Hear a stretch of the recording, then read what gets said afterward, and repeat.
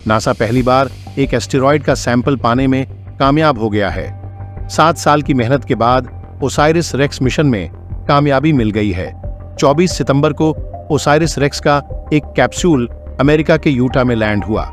Osiris racks mission का spacecraft 6 अरब kilometre से ज्यादा का सफर करके धरती के पास पहुंचा और जब यह कैप्सूल गिर रहा था तब इसकी स्पीड 43,000 किलोमीटर से ज्यादा थी। 8 सितंबर 2016 को यह स्पेसक्राफ्ट लॉन्च किया गया था। इसका टारगेट था धरती से 8 करोड़ किलोमीटर पर मौजूद एस्टेरॉयड बेनू के करीब जाना, जो कभी मंगल और बृहस्पति ग्रह के बीच मौजूद एस्टेरॉयड बेल्ट में था, लेकिन फिर यह धरती के करीब तक आ गया। साल 1999 में इसे खोजा गया था। वैज्ञानिक सोलर सिस्टम के बनने के रहस्य को समझना चाहते हैं, इसलिए उन्हें एस्टेरॉयड का सैंपल चाहिए था। जब सोलर सिस्टम पूरी तरह बन गया तो जो हिस्सा वेस्ट मटेरियल की तरह निकला वो एस्टेरॉयड है, जो न चांद बन पाए और न ही कोई ग्रह।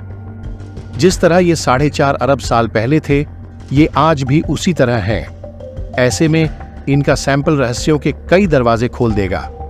लॉन्चिंग के 2 साल बाद 2018 में Osiris REx spacecraft asteroid Bennu के करीब पहुंचा। यह एस्टेरॉयड 500 मीटर के व्यास में है। स्पेसक्राफ्ट ने यहां पहुंचने के बाद 2 साल तक इसकी डिटेल स्टडी की। नासा ने इसका पूरा डिटेल के साथ 3D मॉडल बना लिया।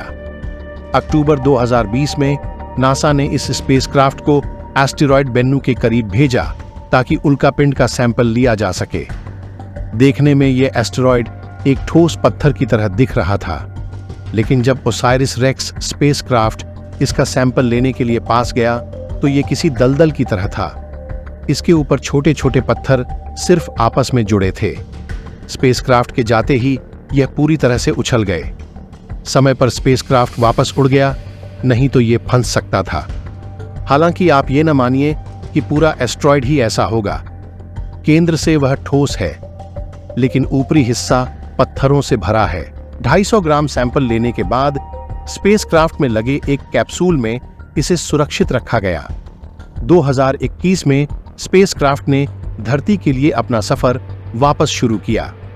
24 सितंबर को ओसाइरिस रेक्स स्पेसक्राफ्ट धरती के करीब पहुंचा। यहां से उसने कैप्सूल को धरती की तरफ धकेल दिया, जो अमेरिका के यूटा रेगिस्तान में गिरा। ये किस जगह गिर सकता है, नासा ने पहले ही उस लोकेशन को मार्क कर लिया था। हमारे सौरमंडल में ग्रह कैसे बने, इसका पता लगाने के लिए ये सैंपल काम आएंगे। बेनू एक कार्बन रिच एस्टेरॉयड है। इसके अलावा इनमें कार्बनिक अणु हो सकते हैं, जो माइक्रोब के लिए जरूरी है।